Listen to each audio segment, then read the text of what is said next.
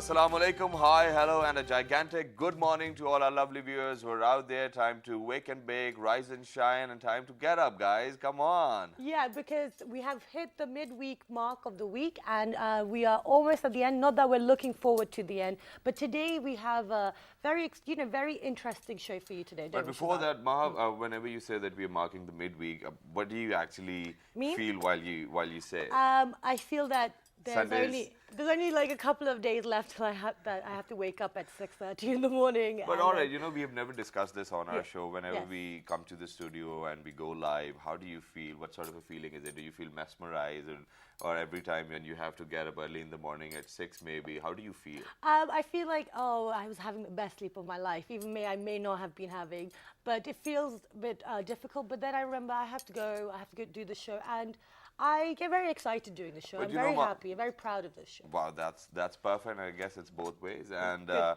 Ma, the best part is that since we have to get up at 6 in the morning and then we come over here, we do our show for all our lovely viewers who are out there, for the entire nation indeed. But then there are people who are actually striving to defend their motherland and to save their motherland.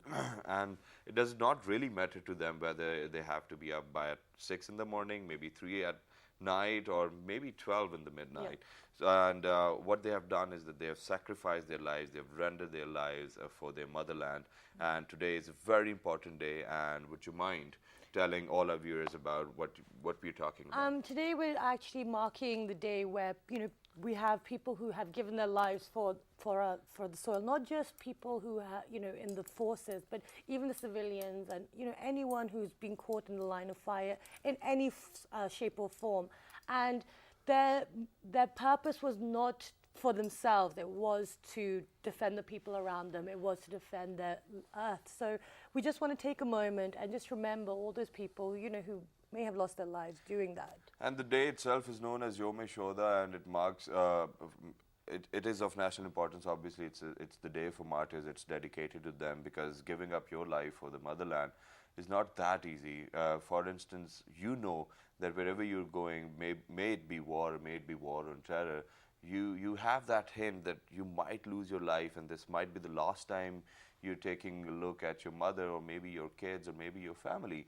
And then you're so brave within yourself that you go outside, because there's nothing more important than your motherland. Because there are only two things: there's mother and then there's motherland. So you just have to differentiate. And when it's about motherland, I don't think that any other Pakistani will wait for a second. And I think if I'll get the opportunity, I would want myself to be amongst martyrs too.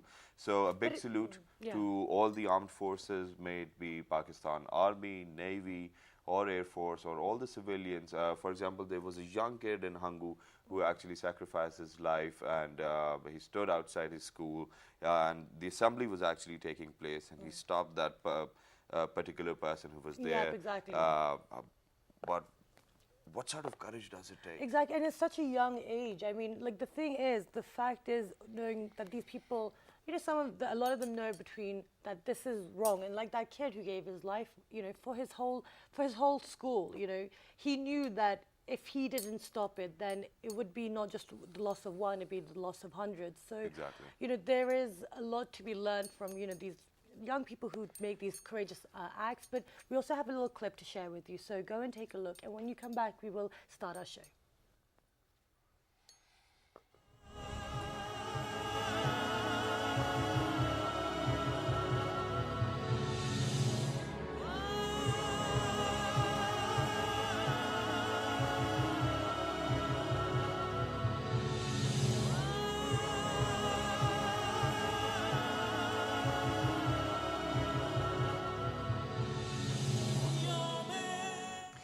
So as before going, we mentioned that this young guy was outside the school.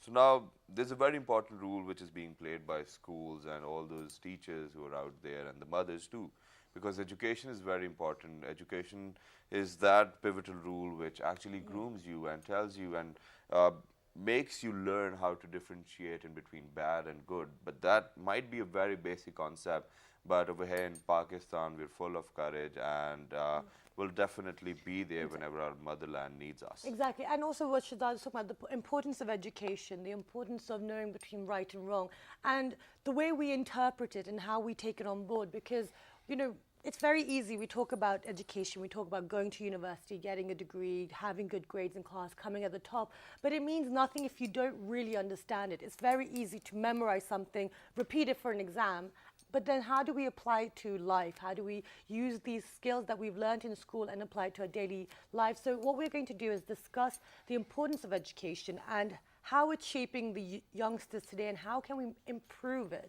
and Because all the education- other things that come within that. It's a very broad topic. Exactly.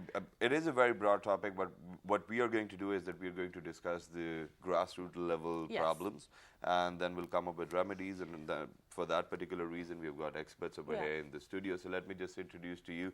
On my left-hand side, we've got Mr. Dr. Rai Niaz, who's the VC Arid University, which is the agriculture university. So thank you very much for Good coming morning. over. Thank you. Thank you. Lovely having you. And it'll be difficult for you because I've got such sort of questions which might be very disturbing for you too. But alongside Dr. Niaz, we have got Mr. Ataur Rahman Khilji, who is a writer, scholar, and a deputy secretary in the government department too. So thank you very much for Thank being you for with us. being here. Lovely having you. Thank you for And the having best me part on is this that he's program. from Balochistan. And he's quite happy to be on our show, and we are quite happy We're to very have happy. him on our show too. We're Sir, happy to have assalamu him. alaikum Thank once you. again. Thank you Thank you very much for Assalamu coming over. Yes. So now, all right, would you mind doing the honors? Yes, let's start. So, you know, it's a very broad topic. So where do we start off from? What can we say is the situation when as the VC of, you know, Arid University, Arid Agriculture, what do you think is the status right now with the education system we're in? Actually, as you were discussing the importance of education, referring a kid and its contribution towards the nation. Fact is this, that we must be very clear at our primary school education, at the start, at the beginning, that which is our direction, what is our vision, what is our mission. So kids mostly in the first few years, they really learn that what they are gonna do for the nation, and what is the problems, what are the issues, so what is the direction they have to go. So first 7, 8, 10 years are very, very important for our overall higher educations. Unless we don't have the very strong base, the foundations, it's really very difficult to take our nation at the level we are looking for at the university level. So we must be clear that what kind of direction we are going to give to the students, to our kids, because most learning part is the first few years. Exactly. Even at the home level, at the school level. Because at kid the- is like a sponge. yeah, you are right. You're At going to that time, absorb you whatever can they- mold you're him. going to teach You can them. mold him. Yes. You can tell him what to do, what is good and what is bad. What for this country was taken as a separate country. What was the vision? So if they don't know, it's really difficult for a grown kid tell him that Exactly. what is the best, what is the directions, why we got this country, what we are doing. So for me, as a vice chancellor, yes, we are doing our best at the level of university, that the students are mature, what they have to do, what they have not to do. So we'll come back to that, but now I'll quickly move on to Khilji Saab. And Khilji Saab, what I want you to tell is that how are the education systems in Balochistan particularly, and do children really go to schools? Yeah, and because you write on it, you know, because writers tend to have a bit, the more sensitive to these issues. So what do you truly see as the situation there? Bismillahirrahmanirrahim. As far as Balochistan is concerned, as we know that Balochistan is lagging behind the other sister provinces in respect of development. Well, I don't really think that they're lacking behind. But They are an integral part of Pakistan. you have to agree that we are lagging behind. But now the government is paying proper attention, you may say, to bring Balochistan at par with other provinces. And you may say most important cause for this problem is that you may say the poverty rate in Balochistan, it is very high. And that's why, as we know, that poverty and education, they are internally linked with each other. So if a person is, you may say, living, you may say, below the poverty line, he cannot imagine to send his son to, you may say, to some good or reputable educational institute. And another problem is, as we are aware, that Balochistan is area-wise the largest province of Pakistan. It is having about 44% area of the Pakistan. The problem with Pakistan, with Balochistan is that it is having scattered population. Right. Population is very much scattered, and it is not densely populated, as is the case with other provinces. So that's why the government has to take into consideration different aspects. As far as the present government is concerned, it has announced that we have made education and health as a priority areas, and they have declared educational emergency in the province, and it was announced by our chief minister. And now the government is also concentrating on this issue. You may say huge funds have been, you may say, allocated for the purpose of the education, but now the situation is improving, it is changing in this regard. As far as, you may say, the support of the federal government and the other provinces is concerned, the Punjab government, it has increased the quota of the students for Balochistan, from Balochistan, in different institutes like Danish schools, other, you may say, professional institutes. So with passage of time, the situation is improving. Okay, so that means that there is a relationship being built between the provinces too, Yes. because that's the thing. What we need to realize is that we need to take into account the physical aspects of the location, and if there's very scattered, then other provinces stepping in to take the students is a really great sign. But there's one more point, Ma, which I would like to highlight over here is, for example, government has provided us with thousands of schools. They're out there, and it takes, I think it's our initiative, and it'll be in the first place that we send our kids over there. But in the first place, don't you think that mothers play a very important role in educating their children? And I think that's where we should start from, because that's what the grassroots level is. But and fathers too, because fathers play a very important role in the house as well. A child is not going to step out if the father Because says if, no. God forbid, parents are not going to be educated, I don't think their kids are going to get that sort of education which we might be exposed to. But sir, coming back to you, since you were vice chancellor of the university, what I have noticed and witnessed in my university days since I was studying over in Pakistan for my bachelor's, that the students, they are really not interested in researching. Because research is a very important tool if we want to evolve, if we want to cope up with the technology too. So how are you making your students do the research work? It's a very good question. Let me start from my last discussion that basically school education, then the college education is very, very important to select the priority area, that where one should go. Let me give you example of Japan, that my kids were there when I was doing my postdoctorate in Japan. So once I visited the school and came to know that my kids like this color, my daughter like this color and my son like this color, and they told me they were in I think 4th class or 5th class, and they told me that this guy will be a good doctor, he will be very good in medicine side, and my daughter will be good in the fine art. And I asked that, I couldn't understand that how you did it, how you are telling me or guiding me that they have chosen this color, they are good in this color is for the girl, this color. Yeah. Then they showed me a painting, a number of painting, and then they processed through the machine that your boy used this color at the maximum percentage and the girl used this color at the maximum percentage. That's why this is their choices. And then with their mark and their interest, their painting, their interactions, they said that this is very good for medical, this is very good for the fine arts. So question is that primary education, secondary education, college life is very, very important to give a direction to a boy. Once he is a part of us, every parent wants that his son or daughter be doctor. Yes, exactly. Whether he or she is interested or good in that subject or not. Right. So once by force, one or the other way, he or she is there, and he has no interest, he will not be performing as you want. Yes, exactly. As you want. That's the issue. But that does not answer my question. No, I'm coming to that. I'm coming to that. Now, question is, next is the environment on the campus. Unfortunately, I will say that we have very good education. Indeed. Excellent education. Reason, I was visiting my faculty members in different departments. So far, just in last 2 days, I visited 4 departments.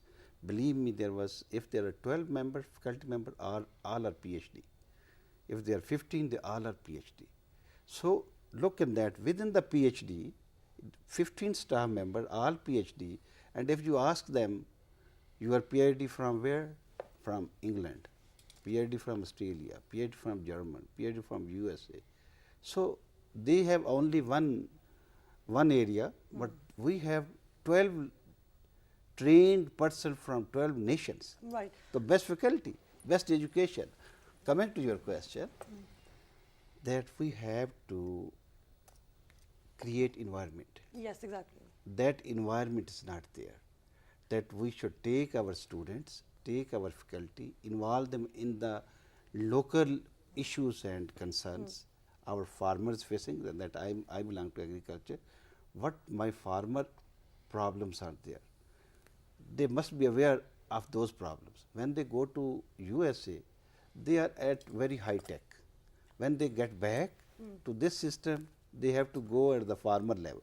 They don't want to go. So that's the question. There Okay. are some differences. Okay, yeah, no, Okay, see, I get that. I've Some got, yeah, no, issues, I've got, yeah. I think I understand this because you're asking how do we make them more look into research, Obviously. right? I think what Dr. Saab is saying is that we need to create the environment of research Environment. because right now what we have is that learn it, memorize it, And ace go the get exam, the A grade. become the top. Yeah. There is at home there is no concept of do more research, look at the different, look at different sources. It has to be taught to you from a young But Maha, age. now there is But a wait, very wait. different example. Okay. All right, you complete Okay. first. Because then. I wanted to ask, I wanted to move on and ask. All right, but then first of all, I need to mention this, that Yeah. for example, now there's a new research and it says that, for example, if I'm going to score 90% or maybe 80%, I'm not a good student. And the reason behind it, for example, if I'll give you a bicycle and I might want you to go for a test ride, and then when you come back, I give you 95%, and the 5% which I've deducted is just because of the fact that you cannot apply brakes. All right, even if you're scoring 95%, that does not really mean that you can ride a bicycle because No, till it the doesn't, time yeah, you're not exactly. going to apply the Agree, brakes. agree. So now the research says that if a student is going to score 100%, he knows it all. If he does not know 100%, he does not know. Where is this research based, though? This research is based in the United States, and there's a new guy, and he has come up with this website known as Khan Academy. For all those viewers who are out there, I want you to visit this website. And what this young guy has done is that he was working for a multinational company earlier, and then one day maybe his some cousin or relative called from Pakistan and told him that Salman bhai, I cannot understand this problem. How can 2 plus 2 be 4? And then he made this video on Skype, and then he uploaded it. And then there were a million hits on those Okay. videos, and now he's into trigonometry, he's into geometry, and then biology That's and physics. fine. But to say that, okay, like for example, I know how to ride a bike. I can apply the brakes. I can do it. That's but I don't know 100%. how to do a wheelie. I don't know how to do all Well, these that's things. not part of riding a bike, I guess. Yeah. That's part Well, of being I don't very know. I think that's vagabond very sort of. open to discussion because I don't know if I agree with that. If you don't know one aspect, doesn't mean you know. I don't know. Obviously, because for example, if you're not going to the pass bike maybe thing is very bio- black and white. Yeah, all right. If for example, if you're not going to pass your biology exam in 3rd grade, it might reflect you in your 10th or maybe 9th No, grade too. no, Yeah, no, because no. because I if don't your agree with base is that. not going to be clear, No, because I you don't think have that to. you'll be able That's to what do we're that. talking about—the importance of having a solid education base. All So right. let's move on to the next question. That this is what we're talking about. That we learn things in our primary school, but how do we make it stronger? And how do we make it that these are skills that we learn that we can apply, or that we will need later on in life? Because right now, people are leaving university. They're leaving primary school to go to high school to go to primary school. But through each step, it's just memorization majority of the time. Because when I've actually, because there's this one girl who I've very rarely helped to study English. She doesn't understand it. Like, she doesn't know how to join the words together, but no one's teaching them. So how do we make these the education better and skills that they can actually go out and then read a board, that's in public? Yes, this is a major problem with the education system which we are having at the moment. because we are having a lot of misunderstandings about the education system, and I would not blame the government. No. I would also, you may say, we all are responsible for it. We have created confusions in our education system, especially in respect of curriculum. For example, first of all, we are not having a uniform, you may say, educational system. In each area, we are having, you may say, English medium school, Urdu medium schools, then we are having a lot of seminaries or madrasas. Both, you may say, all of these are working, you may say, together. And you may say, their products are quite different from each other. And even in educational, you may say, public sector educational institutes or especially schools, the major problem is that we confuse the students. For example, you may say till primary, you may say learn the education in their local languages. Then you may say after 6th class, Arabic is introduced. Now since they have introduced Chinese language. So it is, I don't think it is, you may say. Well, I will not agree with this. I will not agree with this let me at all. complete. Yeah. Let me complete. Then you may say we are also focusing on the English, and as far as you may say those students are concerned who read or who study in public schools, in government schools, you may say they are taught English, especially you may say mainly after the primary schools. And when you may say they come to the 6th class, they find a new subject in the shape of or in the form of the English. Then it becomes more, you may say, difficult for them, you may say, to absorb all these things, Arabic, you may say local languages, Chinese language, English language. So this is not the case. Okay, then how do you want teachers to educate children? They should educate the students in a very friendly manner, in a very cordial manner, and this is the basic essence of the education. Nowadays, we know that the government has introduced a bill, you may say, which has prohibited the sticking of the students in the classrooms. Previously, although still, you may say, this practice of sticking the students exists in a lot of schools.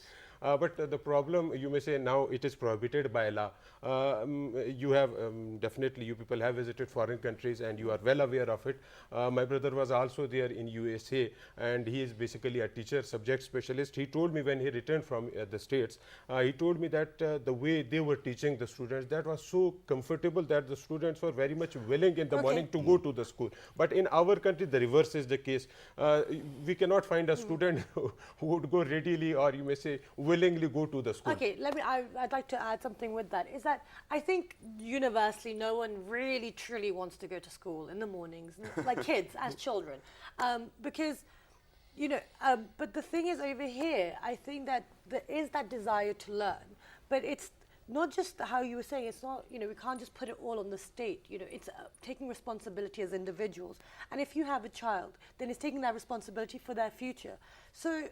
It's not it's how education is also valued within the house. So abroad, it's mandatory to a certain age to go to school. And now, even in England, they've introduced that if a child is missing school, the parents can get fined and they can even be put in jail because people are skipping school. But that's something which cannot happen in No, Pakistan. exactly. So obviously, yeah. But I just want to come back to VC Saab over here, and VC Saab, what my question is that people over here have lots of agricultural land too, since you're the VC of Harvard University. Now what they're doing is that rather than utilizing their own resources, what they're doing is that they're selling that land off, they're going outside, they're going abroad to study, and then they want to stay over there. So how do we stop this brain drain in the first place? So that how do we incline our student to come back and to serve their own country for the betterment of our motherland? Again, a very good question. I have the same concern.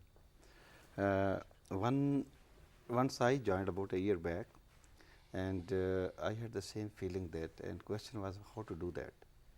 What I have done so far in the last 2 semesters, 4 month each, that practical side is totally now on a independent day. There's no class. This is what I have done in the university. There are 2 days for every class that they are not going in the classroom. Right. They are going to the field along with faculty, staff members, myself, deans, professors, everybody, with shoes, with the field clothes, everything. So we are on the farm working with hand. It's on-hand experience. Yeah, exactly. Now I'm feeling change. The students who were just used to be in the classroom, even for practical, on the board, now they are on the farm, and this must be there. And other part which is the really bad in this country is the labor. In every whether it's agriculture university or any other university, There's concept of Beldar, there's concept of PN, there's concept of a lower class, which I don't want to see in this country if we want really change. If they are not there, and I asked my faculty yesterday in a meeting that you did PhD from Germany, did you get the help there? You did PhD from Japan, did you get any help from there when you were performing research? I myself did PhD from USA. I did everything with hand. No help was there. 100% involved in the practical. So when we come back to Pakistan, then we need a PN, we need a Beldar, we need a help. We ask everybody. Students not touching. Once I started this practice, yes, my students said, "You are going to make us Mali." I said, Yeah. No, not at all. I want to sit with you and work, which is exportable. What the Beldar is giving us, that will be never exportable. So once we are giving quality, exportable quality, that will go outside, that will give a market. Money will be coming to Pakistan. Everybody will be staying in Pakistan. Obviously. Because they will be making money staying in Pakistan. Nobody likes. I have been in many countries. I have been in US for 4 years, Japan for 2 years, Australia for 2 months, many countries, and I got. You never chance. brought anything for us. No, I brought many things. I brought. Yeah, next time I will bring some gift. But I have learned a lot that how to change our nation. Exactly. It's these stigmas attached to this. You know, are you going to make us a Mali, a gardener? Yeah. You're going to turn us into a driver. You're going. We need to get rid of these things because these are all forms of work and services. Yeah, and they should be upgraded. I'm not saying. Exactly, I'm absolutely saying they should be Maybe that's how upgraded. They should have a students better They life. are quite vulnerable at times. But then there's one good example which I was, since when I was researching last night, I got to know about this, that in United States there are people, there are teachers who give a particular examination, and all the students are allowed to take it back home, but Yeah. the examination is closed book exam. It is. So what Pakistani people do over there is that they go over there, they want to study, since they want to study abroad, they take the examination to their houses, and what they do is that the instructor once is mentioned already that it's a closed book examination, they'll still open up the book and they'll complete it. Now, this one student with whom I was in conversation, he said that I tried fulfilling the examination by my own self, but then I couldn't complete it. It was completed 40 to 50%. But then the advantage of that 50% is that when we were given the practical, I was able to do it. I was able to achieve my goal. So that's what we are striving for over here. Isn't it correct? Absolutely. There should be different ways of doing it. There has to be new techniques. We need to be innovative. But before we move on with the next stage of our conversation, we need to share a clip with all the viewers, and it's called "Finding Forrester." So go take a look, see what it's all about, and then come back and we will talk about mentorship and how can we actually push forward with some positive changes and what we can do at home as well. Because we need to make steps ourselves. And don't go anywhere because we have got our eyes on you. Yo, you ever seen him? The window? Nah. But you see us, man. Forgotten corner of the Bronx. You stay away from the windows, place. Whatever, man. I'll go up there. Something hidden is about to be found. A lot of aspiring authors talked about writing the great 20th century novel. William Forrester did it.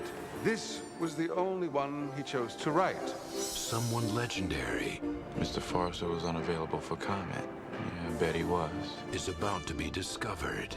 Have you seen my son's backpack? And something extraordinary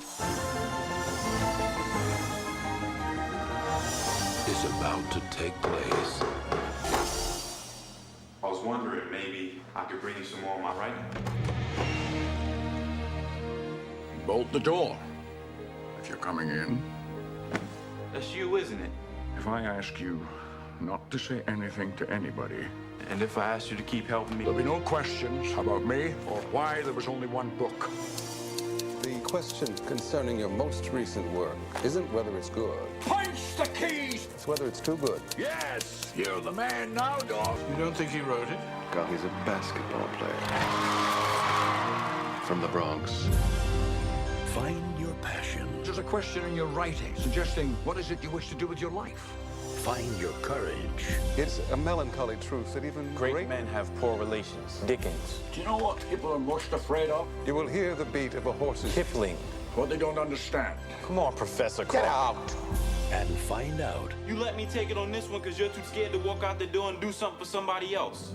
what you're made of. Columbia Pictures presents. My name is William Forrester. I'm not one up there. Academy Award winner Sean Connery. They got some contest at school, this writing thing. You ever enter one of those? Once. Did you win? Of course I won. Like money or something? The Pulitzer. Finding Forrester.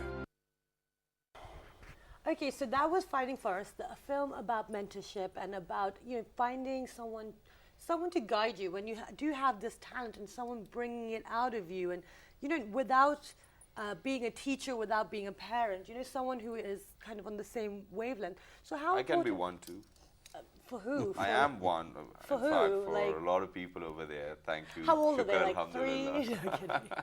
No. So how do we?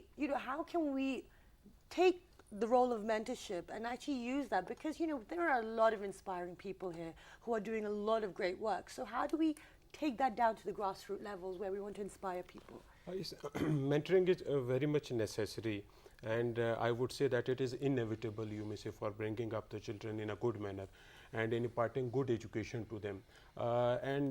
If we talk in respect of mentoring in the religious perspective, I would say that the Holy Prophet sallallahu alaihi wasallam said that boys to muallim, that I have been sent as a mentor, I have been sent as a teacher. So how he taught the people, it is in front of us, it is a part of the Islamic history, it is the glory of Islam. So the first, you may say, mentor of the children is definitely, as you people said, is are the parents. The parents are the initial, and you may say they are the first mentors of the children. And for this purpose, first of all, we have to educate, we have to create awareness among the parents. And you may say that we were talking earlier about the purpose of education. Unfortunately, in our country, we have made it, you may say, as far as the purpose, I would not say that it is the case with 100%. It is the case with the majority that we, you may say, seek education for the purpose of getting, you may say, good jobs, either in the public or in the private sector. Whereas the, you may say, purpose of education is, you may say, to create or to generate, you may say, useful and responsible citizens. Absolutely. You may say we should not only seek education for the purpose of, you may say, getting hefty salaries, or you may say for joining multinational, you may say, organizations, or you may say for other purposes. So first of all, the parents have to be trained. Secondly, the most important role that is being played in the mentoring of the student is the role that is played by the primary and the secondary school teachers. Before, you may say, going, before proceeding towards higher education, the students have to go through the primary schools, they have to go through the high schools, and this is the initial stage, and this initial stage is the, you may say, the most crucial one. Whatever is learned during this stage, it plays a very important role in the future life. Absolutely, because so in our country, another very, you may say, serious problem is that in our country we are not having a good system, you may say, for training the you may say, teachers, especially the primary and the secondary school teachers. We'll come back to that, but right now we're talking about mentors and getting influence. But Vishi Saab, I'll come back to you. What sort of characteristics should be there in a mentor? For example, if we look for somebody whom we're going to follow, what sort of characteristics should be there? Balanced personality can be number one. In my view, the best leadership with us is our Prophet. In his first announcement, he went to mountain and said, if I say you there's enemy on the other side, do you believe me? Yes, we do indeed. Yes. This happened. This happened. So this happened with us, that they said that there is enemy, and they said yes, because you didn't tell a lie in any part of your life. So this is the best part that we should look forward from our kids, that they should learn not to tell a lie, and be straight. Once they everyone wants to add something, all three of us. Okay. So, but that's the thing, before sorry to interrupt you, and before you continue, that yes, we can teach kids not to lie, but we need to be around that environment. It's become very easy these days to tell a half truth. You tell a white lie here and there. So you need to set that example, do we not? Because Most of the time we stay in the grey shade and the Yeah, grey it's always area. good. Yes, please, I'm please. coming to the teacher. Yeah. I'm coming to the mentor. Yeah. That if father or mother staying inside, telling her kid that ask the guy who's knocking the door that father is not inside, what you are expecting from his side? But sir, what I for want future, to say over Right, here, one okay. future. Same is education starts right from the parent. Fair enough and point. then it go to school, and the same is happening with the teacher.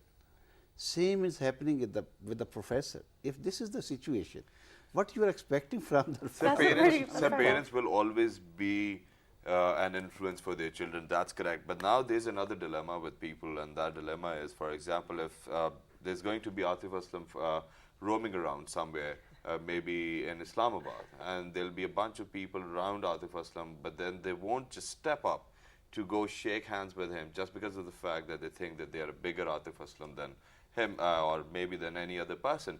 That's not how we learn. For all those people who are out there, if you get influenced by somebody and that personality deserves it, I think you might give it a chance and learn from that personality, because then you will be ahead maybe 2, 3 or 4 years just because of the experience which that particular person has gone through. Okay, but sorry, you so you said it starts from home. So, you wanted to add something. Yes, we should give a practical example. We should be a practical example for our children, and the teachers should be practical examples for their students. And this is our ethical responsibility as well as our religious responsibility.